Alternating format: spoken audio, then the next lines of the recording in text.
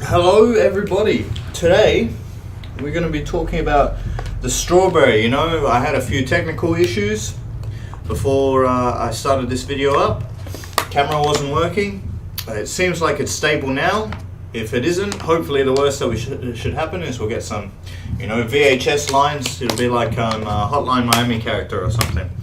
And I had a few personal problems before filming this video as well. I kept buying strawberries saying I'm going to review them, but I just kept eating them instead. I probably bought maybe 10 pounds of strawberries before we finally made it to this day, and I just couldn't help myself. I ate them all, which is strange, because when I was younger, strawberries, I think I was doing a little research for this review, and I think strawberries are like a third of all people rate them as their most favorite fruit, or at least on this site that I was reading. I think this was just in Australia. And strawberries, obviously they're quite common among the tasty fruits that people like to eat.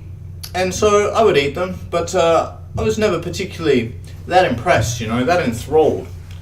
I wasn't disgusted by the flavor of the strawberries, but upon preparation for this review many months ago, buying kilos and kilos of strawberries, I'd say, I'll just eat a couple. And then I discovered that they taste really quite nice. And I think the key to that is something I didn't quite realize when I was growing up, when I was younger. And hopefully we'll get into that a bit later. Now this is just a standard punnet of strawberries, about 250 grams, and in it, which is quite nice, we have on display almost the full range of ripeness here. Now this one, and let's say this one here, or maybe this one is a bit better. Now if I hold these up nice and close to the camera, hopefully you can see, this one here is not so ripe. Now the lighting isn't so great, but you were supposed to be able to tell. Now if I show the top here, and I peel the leaves back a bit, you can see it's very white along the top underneath the leaves. Now that tells me that this strawberry, while being ripe, is not really what I would like for peak ripeness for eating. Now this one, if I peel the leaves back, it's not very white at the top at all, just underneath the base of the stem there. Now you probably can't make this out on camera, but if I hold it up, it's a bit darker as well, and it looks almost like it's starting to rot. It's gone a bit soft, a bit flat in spots. Now here's a nice little factoid, because when we look at the strawberry, it's really quite interesting. I mean, this isn't actually technically a berry at all, but I don't really want to get into all that scientific definitions of things. For our purposes, when we think of a berry, it's just something bite-sized that you can eat. That's what we think of. We think of raspberries, blueberries, strawberries, goji berries, that sort of thing. Something we can eat in one bite. That's really what we're thinking of when we think of berries. So, understandably, though the strawberry isn't technically a berry, it is for our purposes. Now, aesthetically though, the first thing we might notice about the strawberry is it's covered in tiny little seeds. Now, for those amateur gardeners out there, you might be tempted to wonder, can I take these seeds and grow my own strawberries? And the answer, as far as I can tell, is yes. If you take these seeds, when the strawberry is very ripe, very soft, you take these seeds. I mean, you've got to be very meticulous though. You maybe get a toothpick and pick them out individually. You've got to freeze them for a while so they're exposed to the cold. Then you plant them in a tiny, fine layer of soil. I don't want to get too into this, but if you plant them in a nice small amount of soil and you just cover them, you wet them down, you put them there somewhere where they can get light and warmth, they should start to germinate just fine. I don't think these have been bred so they can't be remade. Of course, you can always go to your old gardening store and get yourself some strawberry seeds, but if you buy a packet of strawberries and you just think to yourself, you're overcome, you think, could I Dare I grow these strawberries myself from this packet I've just purchased from the grocer? Well, you can. So, what else is there to really talk about with the strawberry? I mean, really, not much, I don't think. Now, there are, of course, there are different varieties of strawberry, but could I tell you much about them? Not really. I mean, there's different types that are grown for canning or drying, freeze drying, that last a bit longer. There's different types that are not even necessarily different varieties, but you know, your supermarket, your average supermarket, not just like some market stall or something like that, will reject the vast bulk of the strawberry crop for being too small. Small strawberries are very low in demand. You know, you can see that these strawberries, they're not huge, but they're pretty significant. I mean, you definitely get smaller and bigger strawberries than this, but these would be more than enough to feed a small African village, that's for sure. So there are different varieties of strawberries for making jam and canning and freeze drying and what goes to the store, of course. Now, could I pick up 2 different varieties of strawberries and tell you which one's which?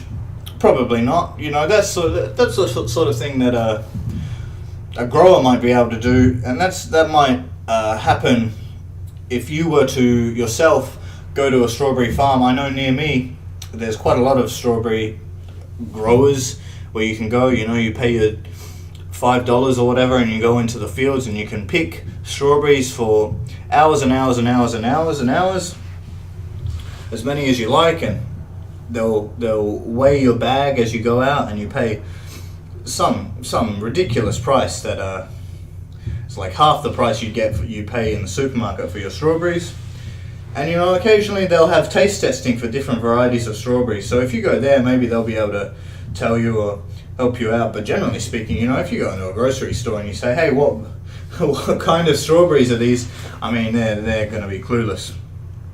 As far as I can tell, most strawberries look and taste probably very similar. Some are a bit darker, you know. I don't want to get too far into it because, as I said, I really couldn't tell the difference at all. Now, what I really wanted to talk about, my discovery, my moving on, my maturation, as it were, from when I was young, when I ateth of the unripe strawberry is what I think I was doing when I was young. You know, again, if I show you this one, you can see it's white at the top, and if I take a bite of this one, we're moving on. And this is really going, this review is blasting by, but we're getting straight to the taste testing straight away. If I bite in,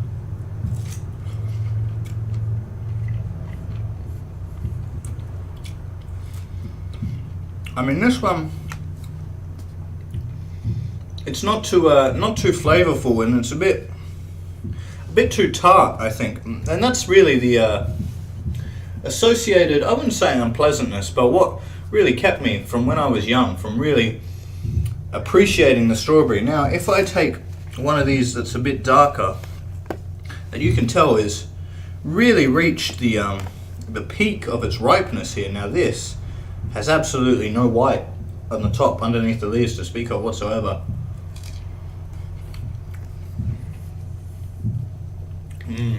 Oh, wow. Oh.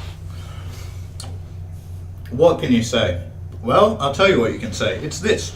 That was a lot, you know, softer, wasn't as crunchy, you know. There's a lot more flavor, more sweetness, less of that unpleasant tartness that you typically associate with a fruit that's not so ripe, not so ready for eating. Now that's really what we're looking for. You know, when we talk about strawberries, why do we even need to go into the aisles of a supermarket, into the confectionery aisle, to buy ourselves some chocolate, some sweets, some, dare I say it, candy? No, we've got these. And they're already bite-sized. You don't need to cut them up, you don't need to do anything with them. But of course, I'm not going to object if you want to make a cake, make a pavlova, make some jam. Go for your life. Strawberry is very versatile, very sweet, tastes lovely, many things you can do. But this It's already the complete package. You just pop it in your mouth.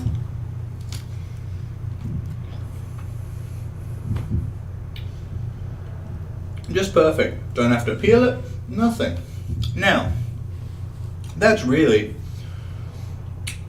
the great part of a strawberry, I think, is just that. No fuss, no mess, unlike a banana or an orange where you have to mess around, you have to peel it. Now, what are we getting from the strawberry? Well, you can always go online and you can find all these videos, all these listicles they're called, of 20 reasons you should eat this many strawberries a day, all these strawberry benefits. Now, I think we can put that all aside right here, and we can just say eating fruit is good. I don't need any extra reason to eat fruit. I don't really think I need to convince you, the humble viewer out there, that there's a reason you shouldn't be eating fruit. I don't really understand the point of all these articles to begin with, because are there really these people out there, they're looking at the strawberries in the store, they're saying, well, I could eat these, but are they really good for me? I don't know. We really, in that that state, as a society, as a people, where we're questioning the validity of eating fruit, come on now. This is about as good as it gets. Now, I'd put that almost across the board for all fruits, really, because all these articles, they all say the same thing, really. Whether they're for oranges, whether for apples, they say, oh, this fruit, it's so low on calories. Of course it is. It's a piece of fruit. It's mostly water. It's very, with the exception of let's say, avocados or maybe even bananas, most fruit is not calorie dense at all. Very light on calories. So of course people are out there, they're trying to watch their weight, and so good for them. And if that's the reason that pushes them over to eating strawberries, more power to you. Now, all these lists and stuff, all these people, all this strawberry corporate propaganda, it'll all go on about how much vitamin C it has, how much vitamin A it has. I don't really think it's that important. It's hard enough to get a person to count their calories, to count the amount of protein and carbohydrates and fats they're eating. Now we want to start getting people to make sure they're getting this amount of vitamin A or vitamin C, and does it contain, strawberries contain more vitamin C than oranges? I mean, really, does it really matter? All I think really needs to be said on the matter is that eating fruit is good. You'll never really be in the situation where you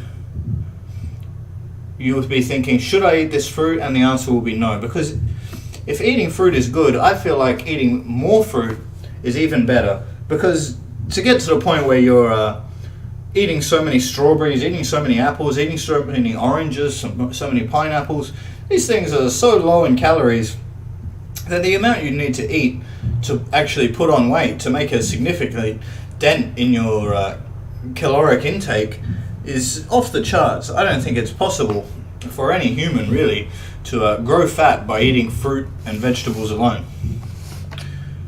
Now, what's unique about the strawberry though, something that's interesting, especially in our modern day here, where apple cider vinegar is a trend that's really caught on like wildfire. Everybody is talking about apple cider vinegar, organic apple cider vinegar with the mother, how we should be drinking it, a tablespoon a day, mix it in with your water. It's amazing for you. Now, I don't know how many of these people who are going onto this trend actually know why apple cider vinegar is any good, but that's not important. I'm not questioning the goodness of it in itself. But strawberries, it may fascinate you to know, are good for similar reasons. Now, why do we drink apple cider vinegar? This is a bit of an aside here, bit of a tangent, but the reason, or one of the reasons anyway, apple cider vinegar has gotten such a positive review, such a push, is because in today's age of high consumption of sugars and diabetes. I'll try and keep it as simple as possible, but basically, people are eating too many sugars, eating too many carbohydrates, and all that sugar is causing them to become insulin resistant. Now, I don't really want to get into the whole thing of what exactly that means, but for the average person, if you keep eating more and more sugar, your body's going to get more and more insulin resistant, and it gets to a point where if you get insulin resistant enough, you'll become a diabetic. Now, taking apple cider vinegar before you eat carbohydrates, let's say bread, let's say cake, whatever it is, donuts, anything high in carbohydrates. I mean, it doesn't even have to be sugar, it could be potato. That helps your body store the sugar for less time, store the carbohydrates for less time, break them down into the bloodstream and use them up as an energy source quicker. And you become more insulin sensitive. That's the opposite of insulin resistant, obviously. Now, strawberries do the same thing. So,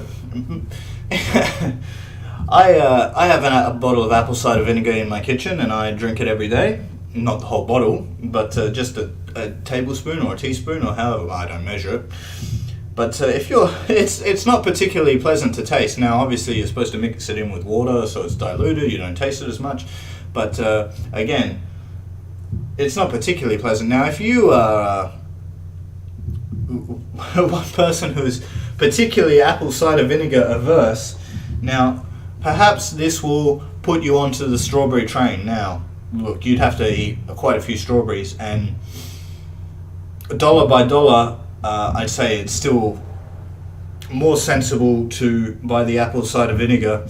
But again, this is just another reason why eating fruit is good. Eating strawberries in particular, this is a unique benefit that strawberries have that you're not going to get from eating oranges, let's say. And it's very difficult to become too insulin sensitive, So again, strawberries, what can I say? They're great, bite-sized package, all these health benefits. Fiber, vitamin A, vitamin C. Oh, can't get enough, really. Make you more insulin sensitive, help you process carbohydrates a bit better, helps your body, helps the blood flow through your body easier, makes you just a machine, basically. What more is there to say? Tastes great too, but if you're like me, as a child, growing up, perhaps you ate strawberries when they were really red, I mean, not like dark red when they're getting a bit riper, but red and like pink, and you thought, well, that's how strawberries are supposed to be eaten. And you never really cared for it. I mean, that's a pretty unique thing, probably. I was maybe a bit weird here, but, just putting it out there, if that was you, well, look, give strawberries another shot. I can't recommend them enough, really. 10 out of 10. What a fruit. And strawberry jam, not bad either. Pick some up when you can, and I'll see you later.